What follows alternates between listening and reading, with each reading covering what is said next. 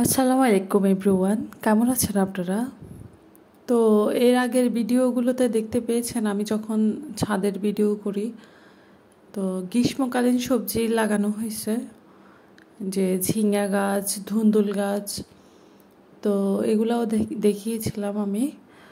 তো মাশাল্লাহ গাছগুলোও বড় হয়েছে, এই যে ধুন্দুল ধরা শুরু করে দিয়েছে, মাশাল্লাহ 4-5টা অলরেডি বড় হচ্ছে। ধুন্দুলগুলা চিংড়ি মাছ দিয়ে রান্না করলে অনেক মজা। ধুন্দুল আর গাছের নিজের হাতে লাগানো গাছের হইলে তো আর কথাই নাই, অনেক মজা হয়। মানে ওটার টেস্ট একবারেই আলাদা বাজারেরগুলোর চাইতে। তো মাশাল্লাহ একটা বেশি বড় হয়ে যাচ্ছে, তো এটা আর 2-1 দিন রেখে পেরে ফেলবো, পেরে ফ্রিজে রেখে দেবো। তো আরগুলো যখন বড় হবে তখন একসাথে রান্না করব।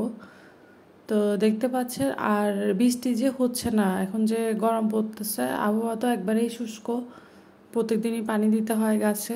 আর পানি দিলেও বৃষ্টি হইলে যেরকম আর সেরকম তো হয় না। তো আবার বৃষ্টি না হইলে, গরম বেশি পড়লে, রোদ হইলে দেখা যাচ্ছে পোকামাকড় আক্রমণ করে বেশি গাছপালায়।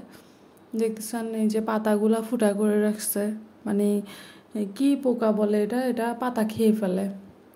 তো এটা হচ্ছে ছাদের অন্য পাশে, এগুলাও আসছে মাশাল্লাহ, এখনও ছোট ছোট। এই যে একটু বড় হয়েছে এটা,